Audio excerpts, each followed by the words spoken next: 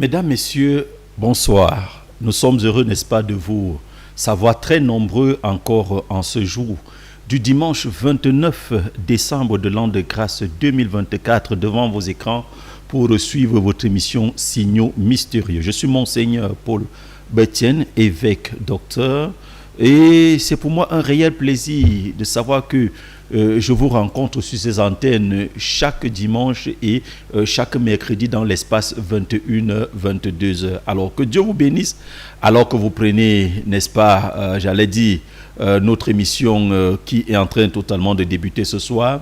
Et le plaisir est davantage renouvelé dans le sens où nous sommes pratiquement en fin d'année. C'est-à-dire qu'aujourd'hui, étant le 29 décembre 2024, dans 2 jours, l'année sera terminée et dans pratiquement 3 jours, nous serons de plein pied dans l'année 2025 qui s'annonce et annonce déjà beaucoup, n'est-ce pas, de très belles choses.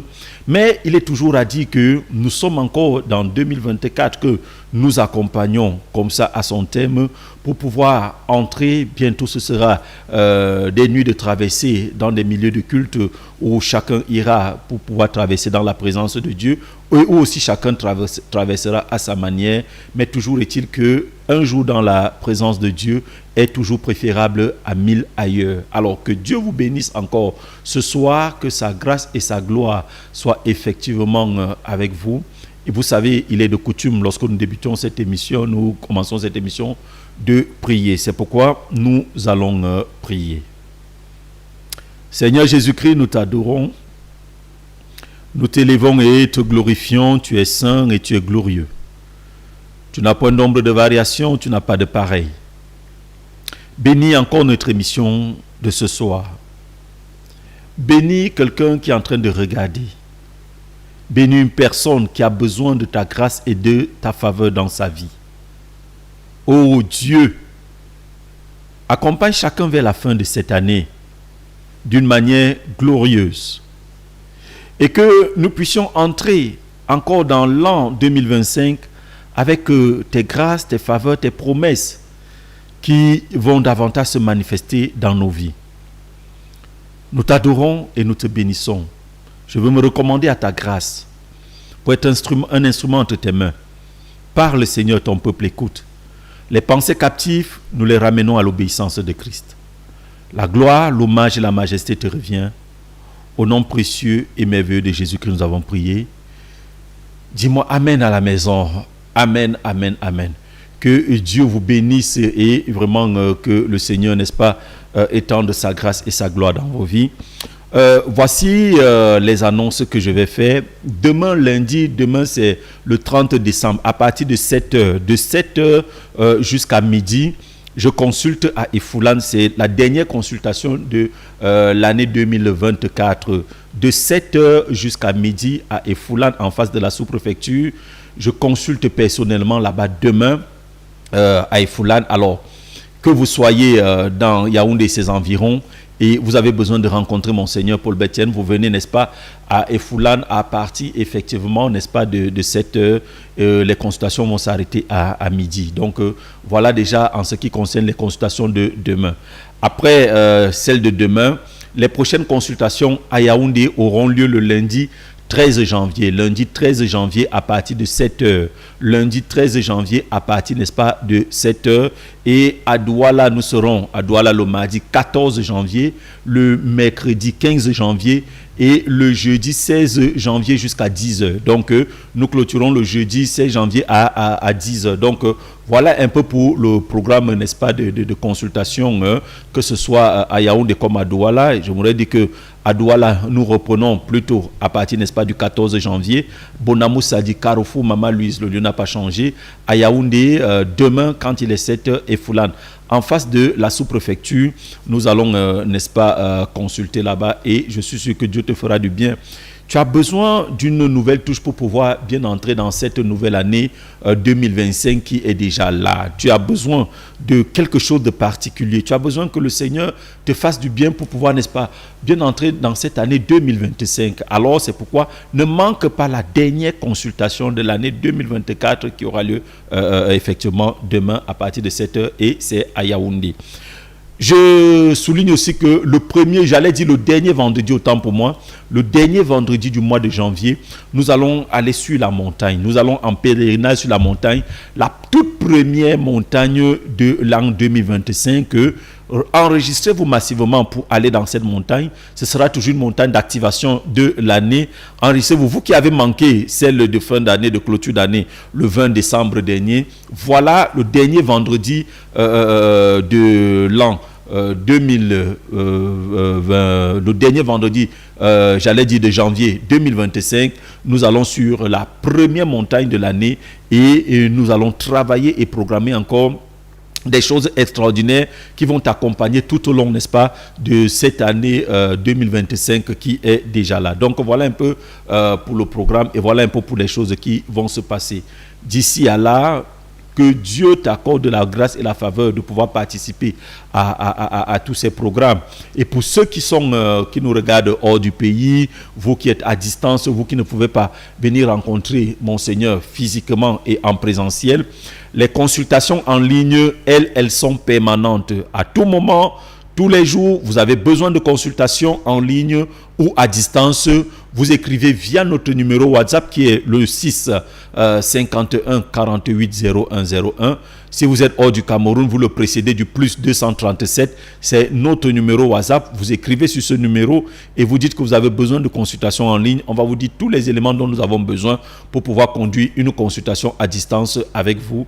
Et le Seigneur Jésus-Christ vous fera aussi du bien. Alors que Dieu vous bénisse. Je vous reviens tout à l'heure pour qu'ensemble nous puissions débattre sur notre thématique. Mais ce sera après ceci. Vous êtes tourmenté par des problèmes spirituels, des maladies mystiques, des envoûtements, des possessions ou d'autres troubles similaires. Ne restez pas seul face à ces épreuves. Faites confiance au cabinet spirituel de Monseigneur Paul Betseng. Monseigneur Paul Betseng est spécialisé dans le traitement de ces maux qui peuvent affecter votre quotidien et votre bien-être.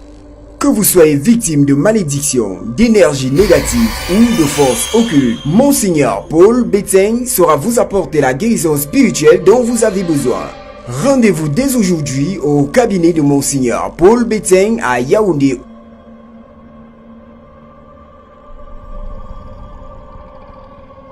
À Douala.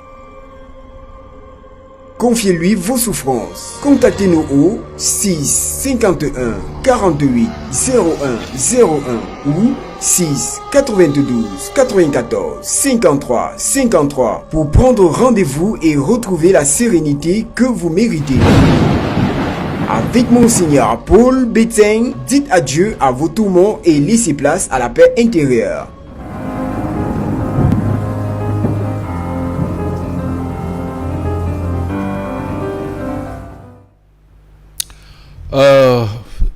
Soyez les bienvenus si vous nous rejoignez à l'instant. Vous êtes bel et bien sur votre émission Signaux mystérieux et que Dieu, n'est-ce pas, vous bénisse. Ce soir, nous voulons partager sur une thématique très interpellative et très évocatrice parce que nous allons parler de la dérive sectaire. Comment reconnaître et puis éviter les groupes de manipulateurs. Nous voulons aborder la question sur la dérive sectaire. Et pour, n'est-ce pas, aborder, n'est-ce pas, cette question, il me souvient une histoire par laquelle je vais introduire ceci, pour que chacun, n'est-ce pas, puisse déjà comprendre le pan dans lequel nous allons, n'est-ce pas, évoluer en cette soirée. Il y a un jeune homme que j'ai connu pendant un certain moment, à une certaine période. Quand je dis connaître, c'est qu'il était venu me rencontrer et il avait une histoire terrible. C'est un jeune homme qui se battait bien dans la vie. C'est un jeune homme qui, en fait, se débrouillait quand je dis se battait dans la vie, il était élève et pendant qu'ils étaient élèves, à l'époque, en cette époque-là, il n'y avait pas les réseaux sociaux comme nous en avons aujourd'hui. Il existait, comment vous appelez, il existait des magazines. Et ces magazines proposaient généralement des adresses de rencontres, des adresses, il y avait parmi les adresses de rencontres, il y avait des adresses aussi de beaucoup de sociétés ésotériques, mystiques, sataniques et diaboliques. Mais en fait, dans le cas qui le concerne, c'est que il avait fait la rencontre d'une fille dans l'un de ces magazines et c'est son ami, cet ami-là, qui aidait, n'est-ce pas, à écrire des lettres, des correspondances qu'il envoyait à cette fille. Et puis, la fille avec laquelle il avait fait, n'est-ce pas, cette rencontre, cette fille avait dit qu'elle voulait qu'il vienne en Europe, et c'était précisément en Italie. Elle avait décidé de tout prendre en charge.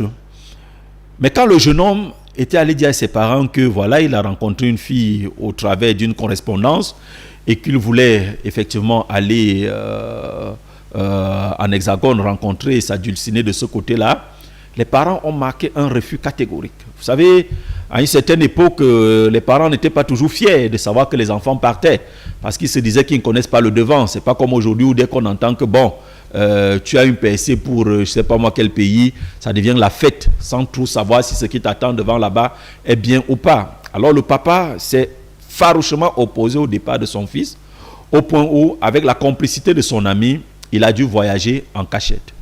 Quand il a voyagé en cachette, cet ami dont je parle a fui le chez lui, a fui le quartier parce qu'il était recherché, parce que les parents disaient qu'il allait vendre leur fils, ils ne savent pas où est leur fils. Souvenez-vous, il n'y avait pas de réseaux sociaux, les téléphones n'étaient pas aussi vulgarisés que c'est aujourd'hui, donc quand tu partais, c'était presque un blackout. Donc, pour avoir de telles nouvelles, c'était pas aisé aujourd'hui par un clic, non. Alors, il a subi tellement de choses, il a subi des injures, des violences, et il a dû fuir pour sauver sa propre vie. Alors, dans sa fuite, il est allé à Douala, et quand il est arrivé justement à Douala, il a commencé à faire des petits jobs, comme je disais au départ, il faisait ses petits jobs, et 10 années sont passées. 10 années, il n'avait plus lui-même les nouvelles de son ami. 10 années, les parents n'avaient plus les nouvelles de leur enfant. 10 années sont passées, c'était un silence total. Alors, dans son histoire, il dit qu'un jour, il était du côté de Ndokoti. Ndokoti, c'est une zone à Douala que plusieurs connaissent. Et pendant qu'il était là, il faisait ses petites ventes à la sauvette. Il voit une grosse Mercedes garée. Et quelqu'un qui l'appelle par son nom d'école. Vous savez, on a tous les petits noms que seuls les intimes, lorsque vous entendez, vous dites que mais cette personne doit bien me connaître pour pouvoir m'appeler comme ça. Alors il sursaute, il se retourne, il regarde le visage, il ne reconnaît pas la personne.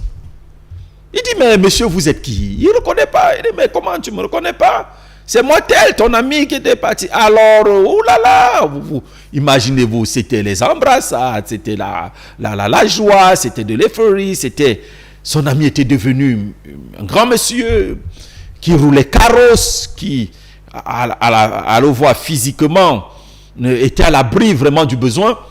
Et ça, donc c'était un peu grâce à cet ami-là, qui lui était un petit vendeur à la sauvette, et puis c'est lui qui écrivait ses lettres, qui était un peu plus intelligent que lui, mais celui-là était déjà plus mieux positionné. Voilà comment il lui dit, quand il monte dans la voiture, pas, il ne sait pas ce que tu fais ici. Il monte dans la voiture, il s'en va, et puis ils s'en vont chez le papa. Quand le papa le voit, le papa l'embrasse, il dit que mais mon fils, je te cherche depuis, il dit tu me cherches. Alors l'autre lui dit, mais vous le cherchez pourquoi? Vous voulez plus le tuer? Maintenant vous le cherchiez pourquoi? Le voici donc. C'est grâce à lui, c'est lui qui a vraiment fait les choses pour que je parte. Il a passé son séjour, c'était bien, et il était avec sa femme, cette blanche italienne. Ils étaient ensemble et c'était vraiment bien, le séjour était bien. Et donc, arrivé le moment où il doit repartir. Voulant repartir, il dit à ce dernier, ok, je m'en vais. Et celui-ci de lui dit, mais je vais être comme toi, tu es venu comme ça, tu t'en vas comment? Rends-moi, ouvre-moi le chemin que je devienne comme toi. Et son ami de lui dit, j'aimerais bien que tu deviennes comme moi, mais tu ne peux pas, tu n'as pas la capacité.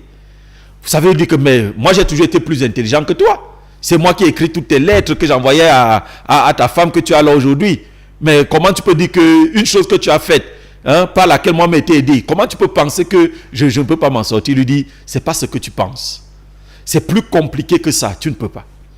Il dit que mais comment je ne peux pas? Non, moi je refuse, il faut, c'est pas, dis-moi que tu ne veux pas. C'est comme ça, quand on aide quelqu'un, il devient grand, il ne veut plus aider ses amis. Alors celui-ci de lui dit, écoute, je vais t'aider. Je vais te donner, il lui a remis une bague. Et il portait la bague. Écoutez-moi très bien. Je vais au travers de cette histoire pour raconter effectivement les dérives et pour attirer l'attention de plusieurs personnes.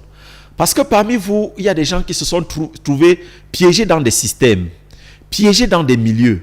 Ils ne peuvent pas en parler parce qu'il y a des menaces sur eux. Ils ne peuvent pas se confier parce qu'ils ne savent pas, ils ne sont pas sûrs. Est-ce que dans ce lieu, je peux avoir l'aide pour sortir de ce milieu? Et c'est pour cela que je te parle ce soir. Alors il lui a remis une bague. Il lui a dit, ok, tu vois la bague ici? Chaque fois que tu auras besoin d'argent, parle simplement à la bague et tu auras l'argent. Donc quand je vais partir, il y aura toujours quelqu'un, dis seulement la bague qu'il veut l'argent, quelqu'un viendra te donner de l'argent. Alors, bon, son ami lui a donné, il lui a laissé un peu d'argent. Ce dernier a pris son avion et puis il est reparti.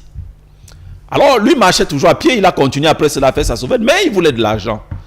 Il a dit, mais tout de suite, il m'a même donné une bague, est-ce que c'est même sûr? Il dit donc à la bague, je veux de l'argent. Et il dit que quelque temps après, il voit un véhicule garé. Vous êtes monsieur Tete, oui, vous avez demandé de l'argent. On lui remet une grosse somme d'argent. Mais, pardon, il y a une condition. La condition, c'est que, 1, il ne peut pas investir cet argent. 2, il doit, comment je vais dire, il ne peut pas aider quelqu'un avec cet argent. De 3, il doit consommer l'argent avant que la nuit, je veux dire, avant minuit, tout l'argent doit être fini. Il dit qu'au départ, ça semblait facile parce qu'en fait, il allait faire de la fête, il brûlait l'argent dans les boîtes de nuit, dans des milieux, et puis il brûlait, et puis le lendemain, il se retrouvait, il n'avait plus rien. En fait, c'était la condition, il ne devait plus rien avoir. Ça a duré un certain temps, il s'est dit, mais comment est-ce que je vais avoir de l'argent et je ne peux même pas me construire une maison? Je ne peux pas acheter un terrain. Ça, ce n'est pas possible. Et son ami lui avait laissé un téléphone pour pouvoir le joindre souvent. Et puis, voilà donc comment est-ce qu'il a commencé à le joindre. Il lui a dit que, mais mon pote, mais ce n'est pas normal. Comment toi, tu as construit la maison à tes parents, tu as fait ceci, mais moi, j'ai l'argent, mais je ne peux pas construire, je ne peux pas acheter un petit terrain, je ne peux pas acheter un véhicule, je ne peux pas, il doit seulement manger l'argent là, moi je ne suis pas d'accord, je vais prendre l'argent et puis je vais construire. Et son ami de lui dit, tu ne peux pas construire avec cet argent, tu ne peux rien faire avec cet argent-là. Cet argent-là, c'est souvent pour que tu manges. Et tu dois manger ça, tu dois l'avoir dépensé avant l'heure qui t'a été précisée. C'est comme cela que ça marche. Alors il dit qu'un jour, il était tellement fatigué qu'il a dit que vraiment je suis fatigué de ces choses-ci, votre bague-ci, je vais la jeter même. Parce qu'en fait, pour revenir un peu en arrière, il dit qu'un jour, il était en train de marcher, de faire sa sauvette, il portait toujours sa bague. Et un monsieur a garé, un véhicule a garé, et il l'a appelé. Il lui a dit, mais comment tu as fait pour graver des échelons pour avoir ce genre de bague-ci? Il dit que moi je suis à un niveau, mais je ne suis pas encore au niveau, je n'ai pas encore atteint le niveau pour avoir ceci. Toi tu as fait comment? Donc en fait la bague qu'on lui avait donnée, c'était la bague d'un niveau élevé et supérieur. Donc ce jour-là, donc, je disais, il était décidé, il a dit, bon, pour lui ça va, s'il ne peut pas investir, s'il ne peut pas prendre un argent pour faire quelque chose, c'est seulement pour manger jusqu'à une certaine heure, ça ne vaut pas la peine. Il va jeter la bague, il va se débarrasser. Son ami lui a dit, ne fais pas cela, ne fais pas cela. Il a dit, non, pour lui ça va, c'est terminé. Et il a enlevé la bague de son doigt, il l'a jetée. Quand il l'a jetée, à l'instant, il est devenu fou. Il a perdu ses sens. Il a commencé à délirer. Il a commencé à aller ça et là, marcher nu. On le portait et on l'a amené dans des milieux, dans des églises pour des prières et beaucoup de choses. Et vous voyez, Dieu merci, il a été délivré de cet état de choses-là. Je le dis parce que, il y a plusieurs histoires, mais j'ai préféré commencer par celle-là. Si le temps nous permet, je pourrais encore apporter une deuxième et peut-être une troisième histoire, mais j'ai préféré commencer par celle-là pour dire que je te parle posément ce soir parce que je voudrais attirer ton attention. Il y a plusieurs personnes là-dehors. Il y a plusieurs jeunes personnes là-dehors qui ont perdu le sens de ce qu'on appelle l'effort, qui ont perdu le sens de ce qu'on appelle le travail, qui ont perdu le sens de ce qu'on appelle la patience, qui ont perdu le sens de ce qu'on appelle la recherche. J'allais dire qui ont perdu le sens de ce qu'on appelle le travail. Et qui ont commencé à chercher des raccourcis pour pouvoir avoir des percées dans la vie. Et qui se sont retrouvés engrenés dans des milieux ésotériques où des conditions leur ont été données. Et de telles conditions qui, lorsqu'elles ne sont pas remplies, ces derniers risquent même de perdre leur propre vie. Et ils se retrouvent donc dans un cercle infernal où ils ne parviennent plus à s'en sortir. Ils sont obligés d'aller faire ceci ou d'aller faire cela. Ils sont obligés d'aller commettre ceci ou d'aller commettre cela. Et ils s'enfoncent davantage, malgré le fait qu'ils connaissent déjà qu'il y a un danger dans ce qu'ils font, mais ils savent que c'est mieux pour eux de rester dans ce milieu.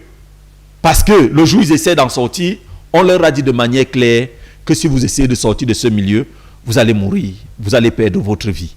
Alors, ils y sont comme dans une prison, mais une prison qui à l'extérieur semble être dorée. De l'autre côté, d'autres envient leur position. Parce que vous les voyez dans une grosse voiture. Vous les voyez habiter de très belles maisons. Ce sont eux qui, en festoyant, se lavent les mains avec du champagne.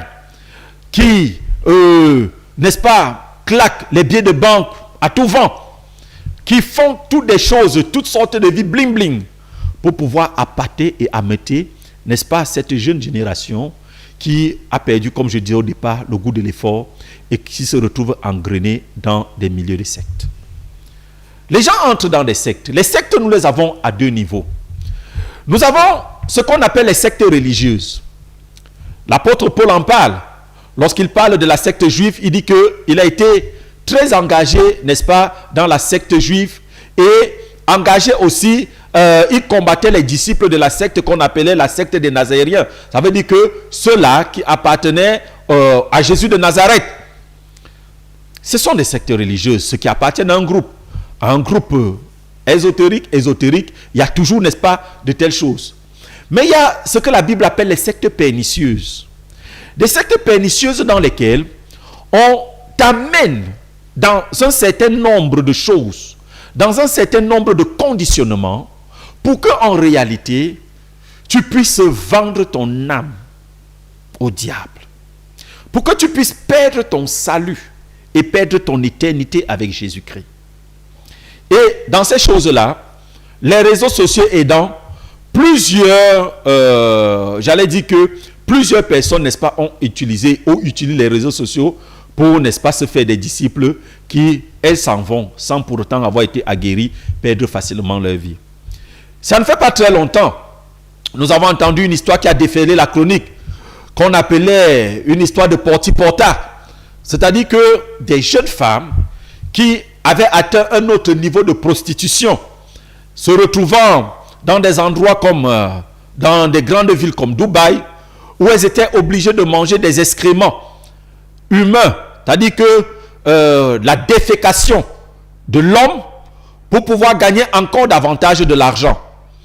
Et vous voyez que de l'extérieur, elle va vous présenter les sacs de luxe, les marques de luxe, les téléphones de luxe, les parfums de luxe, les huiles de luxe.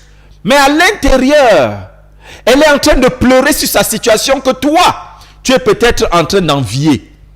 Et vous voyez, vous envoyez parfois vos enfants à l'école, au lieu d'aller simplement fréquenter, ils vont, n'est-ce pas, se mettre en association avec un groupe de personnes qui apportent une certaine dérive dans leur vie, avec un groupe de personnes qui font, n'est-ce pas, des choses terribles.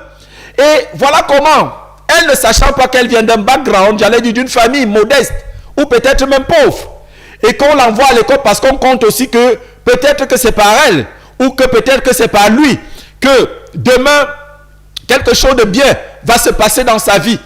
Mais lui, ne comprenant pas que les autres ont déjà leur voix, va aller adopter le mode de fonctionnement et de comportement de ces personnes-là et vont se retrouver dans des choses terribles. Vous envoyez vos enfants à l'école, des jeunes filles. Ces jeunes filles, j'ai dit un jour à des parents, comment un parent peut être irresponsable au point où tu envoies ton enfant à l'école, tu ne lui as jamais acheté le téléphone. Mais ton enfant revient à la maison avec un téléphone qui coûte 300 000. Sa pension même ne coûte pas 200 000. Mais l'enfant a un téléphone qui coûte 300 000. Et toi, le parent, tu regardes cela, tu acceptes ces choses sans poser, n'est-ce pas, des questions. J'ai vu, il y a de cela quelque temps, une image dans les réseaux sociaux. Je ne sais pas dans quelle ville ou dans quel pays ça s'est passé. Les résultats aux examens étaient tellement mauvais. Et on a pris toutes les jeunes filles qui avaient des résultats, on a pris tous leurs téléphones et on a commencé à casser. Je ne sais plus où ça s'est produit. Mais dans l'image, ce n'était pas au Cameroun. Donc, vous comprenez que des personnes, vos enfants, apportent à la maison des choses que vous n'avez pas achetées. Les chaussures que vous n'avez pas achetées, les sacs que vous n'avez pas achetés, et même les parfums que ce n'est pas vous, le parent, qui avez acheté, et autant de gadgets.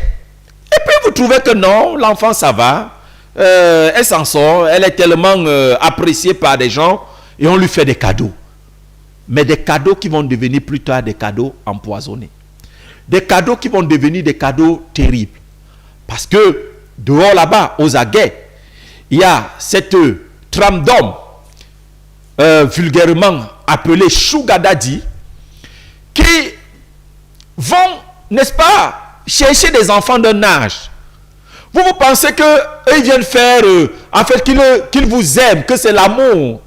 Mais lui, c'est ce qu'il est en train de recharger. Il recharge ses énergies.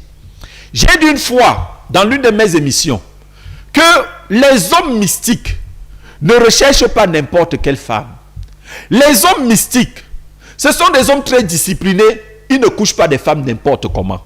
Écoutez très bien ce que je vous dis. Lorsqu'ils recherchent une femme, c'est que chez cette femme-là, il y a une de ces deux choses. Soit elle est une étoile, soit alors elle est une colombe. Une colombe, c'est une fille vierge qui n'a jamais connu, n'est-ce pas, d'homme et qui garde encore toute la pureté, j'allais dire, toute l'énergie de sa bénédiction avec elle. Et ce dernier connaissance-là vient puiser son étoile. Parce que son étoile est encore intacte. Il vient puiser son étoile et tu te retrouves que ta vie est finie comme cela. J'ai raconté l'histoire de cette jeune fille un jour qui s'était gardée pure et vierge pendant, n'est-ce pas, un bon moment jusqu'à ses 27 ans. Parce qu'elle se disait, ok, ce n'est que l'homme qui sera mon mari qui va me connaître sexuellement parlant. Mais il s'est avéré à un certain moment qu'elle a rencontré quelqu'un qui semblait être Sugar. Et avec des paroles flatteuses et beaucoup de présents et de cadeaux, et lui ayant promis le mariage, elle a dit, pourquoi pas? Elle est allée avec cet homme. C'était le seul homme de sa vie et c'était le dernier homme de sa vie.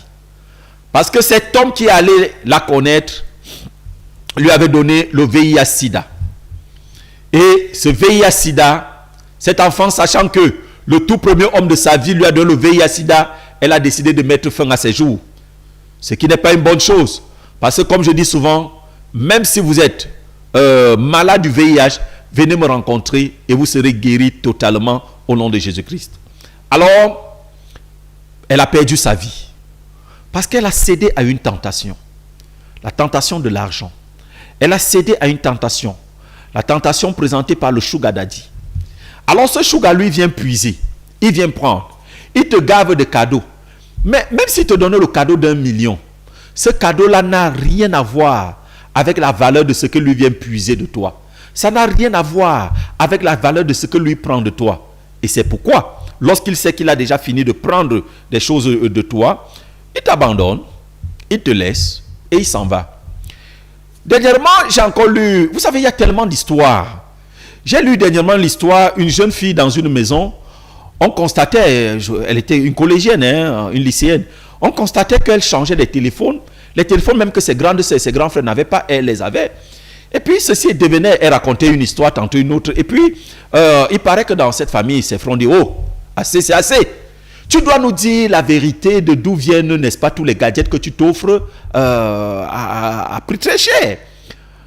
Et elle a d'abord voulu raconter, non, c'est une amie, non, c'est ceci, mais au vu de la menace d'une bastonnade bien appliquée qui se présentait devant elle, elle a décidé de dire la vérité. Alors, dans la vérité, c'est que elle faisait du commerce du sperme. Le sperme de l'homme. Elle faisait de ce commerce. C'est-à-dire qu'il y a une dame qui vient souvent les voir, et la dame là leur réclame, n'est-ce pas, d'apporter du sperme, et un sachet de sperme coûtait dans les 150 000 ou 300 000, je ne sais pas moi. Et donc pour elle, donc maintenant, il fallait donc qu'elle aille avec des hommes auxquels elle remettait les chaussettes, des capotes comme vous voulez, et à la fin elle récupérait cela, elle l'avait, et dans son sac séance tenante, on avait trouvé un paquet peut-être, il y avait peut-être 3 ou 4 paquets déjà bien emballés et qui étaient prêts à la livraison. Voilà un peu parfois pourquoi certains hommes vont vous retrouver. Vos vies sont bloquées, vous ne comprenez pas pourquoi. Tes affaires marchaient bien et puis ça s'est arrêté. Tu es un homme d'affaires. J'ai reçu un homme d'affaires dans mon bureau. Et puis il m'a dit que je tournais déjà à plus de 100 millions. Mais aujourd'hui, je n'ai même pas 1000 francs pour manger. Et parfois, vous ne comprenez pas qu'on a pris votre semence. Ceci me rappelle un jour, lorsque j'étais dans la ville d'Abomban, dans les consultations, je reçois un monsieur et puis je parle dans sa vie. Et puis, il me raconte une histoire. Il me dit que mon père, je vais vous raconter. Parce que lui dit qu'une femme, je lui avais dit qu'une femme est à l'origine de ce que tu vis. Une femme est allée faire des choses contre toi. C'est là il me dit, je vais vous raconter la pleine histoire. La pleine histoire, c'était que il sortait avec une femme, tout allait bien. Ils sortaient, ils allaient ensemble et tout allait bien. Mais cette fille, un jour, lui dit qu'elle allait rencontrer les personnes dont les noms finissent par bout. Mais elle lui a dit qu'elle allait faire un remède pour se soigner. Et la personne qui devait lui faire les remèdes, donc sa personne dont le nom finit par bout, son tradit praticien, lui a dit que, écoute, j'ai besoin que tu m'apportes le sperme d'un homme. Je dois te faire le remède avec. Et elle n'est pas allée voler. Non, elle allait rencontrer ce monsieur. Et lorsqu'elle le rencontre, elle lui dit, écoute, j'étais voir ma personne et il m'a demandé que vraiment, il faut que tu me donnes ton sperme pour qu'on me fasse le remède avec. Et le monsieur, oh my goddess, il y a des gens, je ne sais pas moi, où c'est l'envoûtement souvent qu'on envoûte et il se retrouve, il croit qu'il est encore normal. Le monsieur, naturellement, a pris son sperme, a remis à la dame. Et il me dit que c'est depuis ce jour-là que sa vie a basculé. C'est depuis ce jour-là que les choses sont devenues bizarres dans sa vie. C'est depuis ce jour-là que tout a été gâté. Vous savez, pour lui-même, il connaissait parce que c'est lui-même qui avait donné. Pour d'autres, vous ne connaissez même pas. Vous ne connaissez pas que vous sortez avec une femme, elle vous a déjà envoûté. Et elle a pris vos choses pour aller, n'est-ce pas, détruire votre vie, pour aller tirer votre étoile, gâter vos chances. Vous sortez parfois avec des femmes, vous ne connaissez pas dans quel groupe, dans quelle société secrète elle appartient. Ce qui fait ses énergies. Elle prend ton vêtement, ton sous-vêtement. Oh, combien elle est gentille, c'est elle qui prend soin de toi. C'est elle qui te taille les ongles, c'est elle qui te taille, qui te peigne bien les cheveux. C'est elle qui dit que non, vraiment, si tu as même des habits à laver, donne-les-moi. Mais tu te rends toujours compte que tes sous-vêtements ont disparu. Les ongles qu'elle prend et tous ces cheveux qu'elle prend.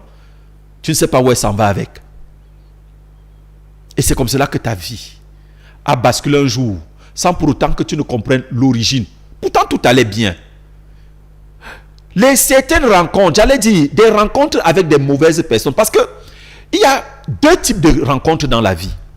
Il y a des rencontres de destinée. Et comme je dis souvent, celui qui me rencontre a fait une rencontre de destinée. Parce que je suis une aide de destinée. Je vais t'aider à rentrer dans ta destinée prophétique si tu te consultes et tu fais ton travail spirituel. Celui qui me rencontre, celui qui regarde cette émission, Dieu est en train de lui parler. Si tu zappes ta télé et tu tombes sur cette émission, c'est que Dieu voudrait te dire que le temps de la souffrance a pris déjà fin dans ta vie. Le temps des difficultés a pris fin dans ta vie. C'est que Dieu voudrait te sortir d'une situation négative, néfaste, qui te détruit ta famille, pour t'introduire dans une meilleure position, dans ta destinée prophétique. Ça, ce sont des bonnes rencontres. Mais il y a des mauvaises rencontres. Des rencontres de destruction de destinée. Vous rencontrez parfois des hommes. Cet homme-là est venu puiser ton étoile. Il est venu pirater ton étoile. Il est venu voler ton étoile. Il est venu arracher des choses en toi pour grandir. Parfois même, il est venu prendre pour faire grandir ses enfants. Je consulte parfois des gens où je leur dis, on a pris tout ce que tu avais, on a donné aux autres. Quelqu'un d'autre vit ta vie. Il y a des gens qui me regardent comme ça. On a volé ta vie. Une autre personne est ce que tu devais devenir. Tu devais voyager, la personne là, c'est elle qui voyage. Tu devais accoucher, c'est la personne là qui accouche. Tu devais avoir l'argent, c'est la personne là qui a l'argent. Entre-temps, toi, tu es célibataire, tu n'as pas voyagé, tu es pauvre, misérable, tu es stagnant, rien ne donne. Oh, ce que tu vis là, c'est sa vie. Il a échangé de vie. Ce phénomène existe. Parfois, on a échangé ta vie, ce n'est pas toi. Tu vas marcher, on va te dire que tu as un masque sur toi. Tu vas marcher, on va te dire que un jour, nous étions en train de... on nous avait amené un monsieur un jour pour la délivrance. En fait, parce que sa femme, très vigilante, avait remarqué que quand il parle, elle lui dit que mais tu parles, c'est pas ta voix. Tu parles avec la voix de tel déjà. Et lui, là, vous savez, les hommes, il dit que bah, ça va, mais qu'est-ce que tu es en train de raconter? C'est moi qui te parle. Il dit que oui. Mais la voix qui sort là, ce n'est pas ta voix. Tu es en train de me parler à moi, mais ce n'est pas ta voix qui me parle. C'est la voix de tel. Alors, il avait pris ça comme de la blague. Après un moment, il a dit que non, on va aller rencontrer l'homme de Dieu. Ils sont venus, ils étaient venus nous rencontrer pour la défense. Et quand on a commencé à travailler, oh là là, my goddess, c'était terrible. Il était déjà envoûté. Quelqu'un d'autre avait déjà pris le contrôle de son corps. Et nous lui avons dit la personne. Et c'était la personne dont la femme avait entendu la voix. Donc parfois tu vis, ce n'est pas toi. Tu parles, ce n'est pas toi. Tu regardes, ce n'est pas toi. Tu agis, ce n'est pas toi. Parfois tu manges même, ce n'est pas toi. Quelqu'un d'autre mange. Il y a des gens qui mangent, ils maigrissent seulement. On se demande que la nourriture que tu manges, tu envoies ça où? Tu manges, mais tu es en train de perdre le poids. Tu es en train de perdre le poids. On suce ton sang dans le monde des ténèbres. C'est-à-dire que les gars ont déjà mis seulement la perfusion que ton sang coule seulement ailleurs. Tu es toujours anémié. Tu pars à l'hôpital, anémié. On te voit avec le gros poids, mais anémié. Anémie sévère. Parce que parfois tu as fait une mauvaise rencontre de destinée et cette rencontre est venue totalement détruire, gaspiller, gâcher ta destinée, renverser ce que tu devais être, mettre à plat tout ce que Dieu a prévu et préparé pour toi. Pourquoi? Parce que tu n'as pas su mesurer certaines choses. Il y a un moment, nous avons suivi un phénomène très fort des jeunes hommes qui est entré dans cette affaire qu'on a appelée le porte-monnaie magique. Et un jour, j'ai travaillé pour l'un d'eux. Il dit que lorsqu'il est entré dans ce phénomène de porte-monnaie magique, il est allé, bien entendu, il paraît que son porte-monnaie lui donnait un certain montant au quotidien et à une certaine heure. Mais un jour, leur gourou les appelle pour dire, ok, vous avez déjà l'argent, il faut passer à l'étape 2 de votre richesse. Et l'étape 2, c'est que chacun d'entre eux devait avoir des rapports intimes avec sa propre maman.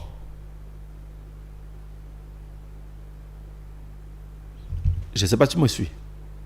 Ta mère qui t'a accouché, on te demande d'aller la déshabiller pour pouvoir la connaître sexuellement. My goddess. C'est quel genre d'argent que tu auras dans ces conditions si ce n'est pas la malédiction plus. C'est un argent maudit. C'est-à-dire que tu seras maudit jusqu'à la moelle épinière. Et pour d'autres, il y a des parents qui ont accepté cela, des mamans qui ont accepté cela. Mais what is wrong? Regardez les phénomènes que nous avons aujourd'hui. Des jeunes hommes avec plein de force et d'énergie en eux, mais qui deviennent des exhumeurs. Aujourd'hui, chacun doit garder ses tombes. Chacun doit garder les tombes des membres de sa famille. Parce que tu peux dormir, quelqu'un vient exhumer. Pour aller vendre ça dans quel marché, je ne sais pas. Mais toujours est-il que s'il le fait, quelqu'un quelque part lui a dit, dérive sectaire, que si tu me trouves ça, voilà l'argent que tu auras. Lui, il a vu l'argent facile. Ça souffre de quoi? Je peux aller dans tel endroit, je vois son tombe là-bas, je creuse et je prends, et puis j'ai mon argent. Le retour, est-ce que tu t'es soucié du retour? Parce que tu allais troubler la tranquillité de quelqu'un dans son repos. Est-ce que tu t'es soucié du retour? Est-ce que tu te souciais dans quoi tu es en train de rentrer? Et je dis même parfois qu'une chose est encore bizarre, c'est que parfois certains qui font cela ont même déjà des enfants. Il a une femme à la maison avec 1 ou 2 enfants. Je me dis, comment tu fais pour rentrer, te coucher avec ta femme, regarder tes enfants droit dans les yeux, dépenser cet argent-là avec eux? Si tu es maudit, pourquoi tu vas aller lancer la malédiction sur ces enfants?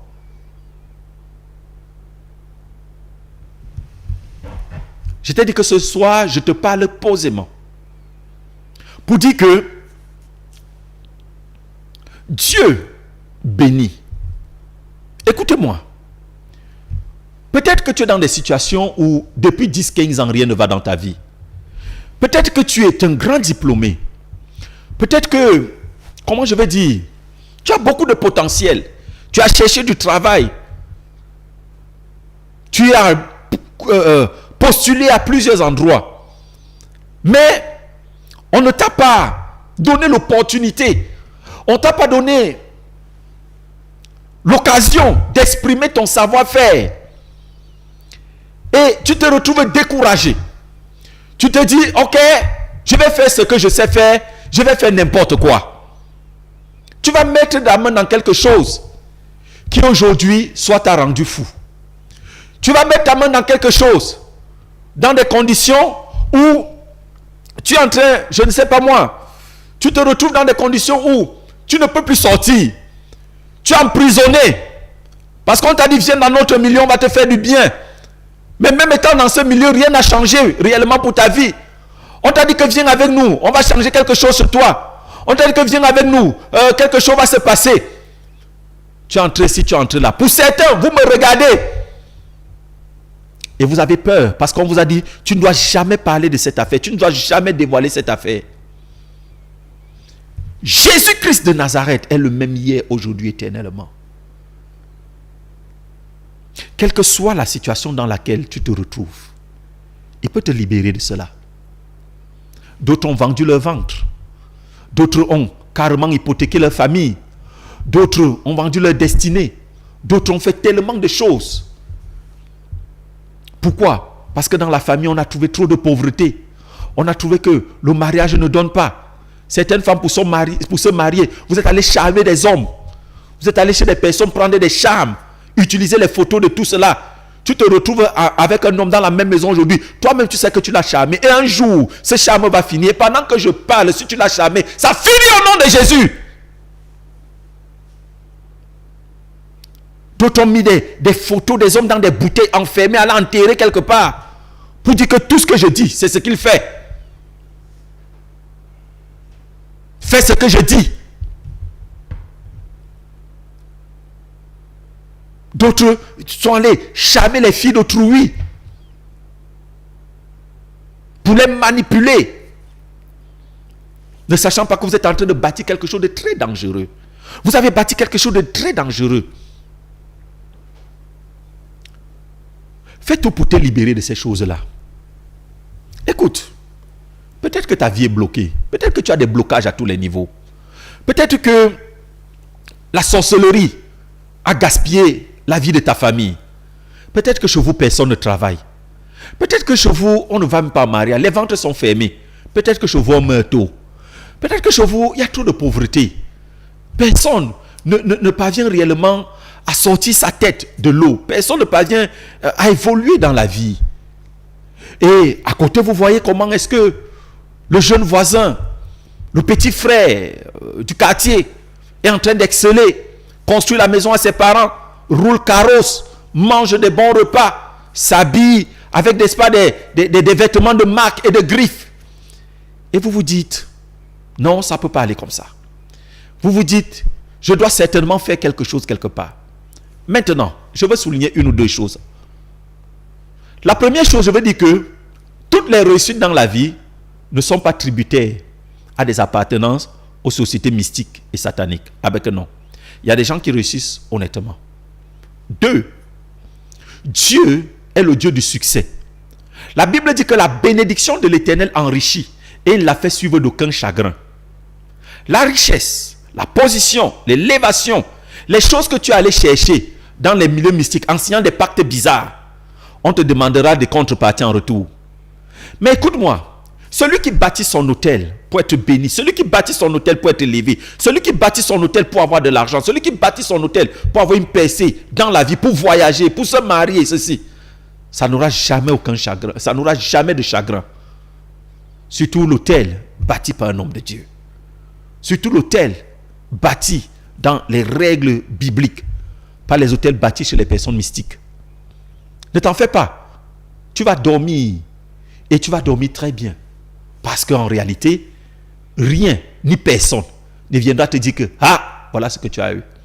Alors, ça ne sert à rien d'aller signer des pactes, d'aller voir des personnes dont les noms finissent par bout, pour aller faire des choses dans la forêt la nuit, d'aller être porte-porta.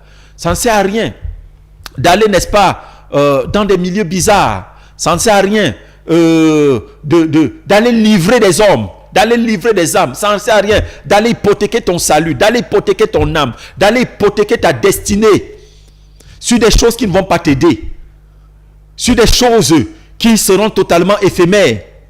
Ça ne sert à rien. Ce qui est important et nécessaire, c'est qu'en réalité, tu saches que Jésus-Christ peut. Et que tu viennes, n'est-ce pas, me rencontrer. Et tu verras ce que Dieu peut faire dans ta vie. Nous prenons cette page et je vous retrouve derrière. Vous êtes tourmenté par des problèmes spirituels, des maladies mystiques, des envoûtements, des possessions ou d'autres troubles similaires. Ne restez pas seul face à ces épreuves. Faites confiance au cabinet spirituel de Monseigneur Paul Betseng. Monseigneur Paul Betseng est spécialisé dans le traitement de ces maux qui peuvent affecter votre quotidien et votre bien-être. Que vous soyez victime de malédictions, d'énergie négative ou de forces occultes, Monseigneur Paul Betseng saura vous apporter la guérison spirituelle dont vous avez besoin. Rendez-vous dès aujourd'hui au cabinet de Monseigneur Paul Betseng à Yaoundé,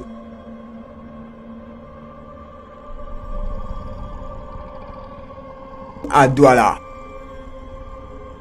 Confiez-lui vos souffrances. Contactez-nous au 6 51 48 01 01 ou 6 92 94 53 53 pour prendre rendez-vous et retrouver la sérénité que vous méritez. Avec Monseigneur Paul Betseng, dites adieu à vos tourments et laissez place à la paix intérieure.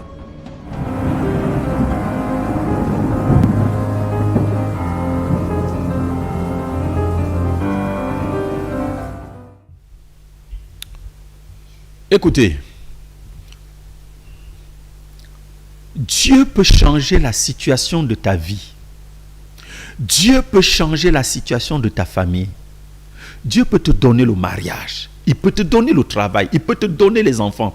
Il peut te donner le voyage. Il peut te donner de l'argent. Il peut te donner la promotion. Il peut te donner la bonne santé. Il peut te donner la délivrance. Dieu peut te donner toutes ces choses-là. Ça ne sert à rien d'aller les chercher ailleurs. Jésus-Christ est capable de changer pour le bien et de manière radicale l'histoire et la destinée de ta vie et de ta famille. C'est pourquoi, en cette année 2024, demain lundi 30, s'il te plaît, fais l'effort, viens me rencontrer. Viens à la consultation à Foulane en face de la sous-préfecture. Lorsque vous arrivez au niveau de la sous-préfecture, vous appelez un des numéros que vous avez sur votre écran. Et venez vous faire consulter. Je consulte à partir de 7 heures. Je termine les consultations à 12 heures demain. Ce sont les dernières consultations de 2024 en présentiel. Les consultations en ligne ou à distance continuent. Je vous ai dit, vous nous écrivez sur notre numéro WhatsApp pour des consultations à distance, le 651 48 01 01, précédé du plus 237 si vous êtes hors du pays, hors du Cameroun, je voulais dire. Vous écrivez là. Vous verrez que aussi longtemps qu'on vit, la Bible dit qu'il y a encore de l'espérance. Aussi longtemps que tu respires, il y a encore de l'espérance. Dieu n'en a pas fini et n'en a pas terminé avec toi. Aussi longtemps que tu peux encore marcher, parler, respirer, Dieu peut encore faire quelque chose dans ta vie. Quel que soit ton âge, Dieu est encore capable. Dieu est encore capable de restaurer tes enfants. Dieu est encore capable de restaurer l'étoile de ta famille, l'étoile de tes enfants, de restaurer l'étoile de ta vie, l'étoile de ton mariage, l'étoile de ton voyage, l'étoile de tes finances, l'étoile de tes affaires, l'étoile de ta promotion, l'étoile, n'est-ce pas, pour que tu aies du travail, l'étoile, effectivement, pour que tu puisses te marier à un bon mariage. Dieu est capable. C'est ta destinée.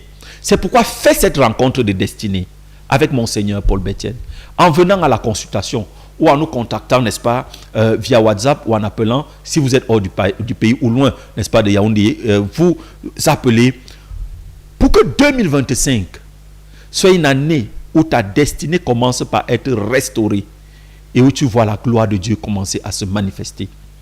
Après ces périodes, je l'ai dit et je le répète, prochaine consultation le 13 janvier 2025 à partir de 7 heures. 13 janvier 2025 à partir de 7 heures. Vous appelez, n'est-ce pas, le numéro et vous prenez rendez-vous pour le 13 janvier. Et Douala, le 14 janvier à partir de 7h, le 15 janvier à partir de 7h et le 16 janvier à partir de 7h jusqu'à 10h. Donc, jeudi le 16 ça jusqu'à 10h. Vous appelez et puis, effectivement, vous venez, n'est-ce pas, et le Seigneur Jésus-Christ va vous faire un très grand bien. Donc, voilà un peu ce que nous avions comme paquet ce soir. Parce qu'en réalité, nous sommes à la fin de notre émission, qui est la toute dernière émission de l'an 2024. La prochaine fois que nous nous reverrons, nous serons déjà en 2025. Ceci me donne, n'est-ce pas, l'occasion de vous présenter pour l'an 2025 mes vœux les meilleurs de prospérité, de bonheur, de paix, et surtout l'occasion en 2025 de venir retravailler et repositionner votre destinée en venant rencontrer Monseigneur Paul Bétienne dans son cabinet à Yaoundé comme à Douala, ou alors d'entrer en contact avec lui au travers des numéros que vous avez sur votre écran pour une consultation à distance. Pour que 2025 soit encore meilleur, pour que 2025 soit effectivement l'année de ton témoignage. Parce que Dieu nous a dit que 2025 c'est l'année du témoignage. Que ce soit l'année de ton témoignage, le témoignage de ton mariage, de ton voyage, de ta PSC, de ton travail, de ta promotion, le témoignage, n'est-ce pas, de ton accouchement, le témoignage, n'est-ce pas, de ton élévation, de ta promotion, le témoignage de ta connexion avec une bonne personne. Que quelque chose de bon se passe dans cette année qui est en train de commencer. C'est pourquoi entre dans cette rencontre de destinée. Alors, bonne année par anticipation, mais bonne année 2025 à tous et à tous. Je salue mes enfants du Togo. Je vous salue, que Dieu vous bénisse. Je vous aime beaucoup, je vous porte dans mon cœur, je prie pour vous. Je salue mes enfants du Bénin, du Gabon, du Sénégal, du Tchad, de la Centrafrique. Je salue ceux qui sont en Angleterre, au Canada, en Belgique, aux États-Unis. Je salue tous ceux-là qui sont dans le monde entier que je ne peux pas citer ce soir. À vous tous, je dis encore, meilleurs vœux 2025. La paix et la grâce du Seigneur soient avec vous. Merci de nous avoir écoutés tout au long de cette année et soyez davantage encore fidèles pour l'année qui commence et surtout déplacez-vous pour vos consultations, venez faire votre travail spirituel et vous verrez que les choses ne seront plus jamais les mêmes dans votre vie, dans vos familles et dans vos communautés et Jésus-Christ sera toujours glorifié. La paix du Seigneur soit avec vous. Shalom.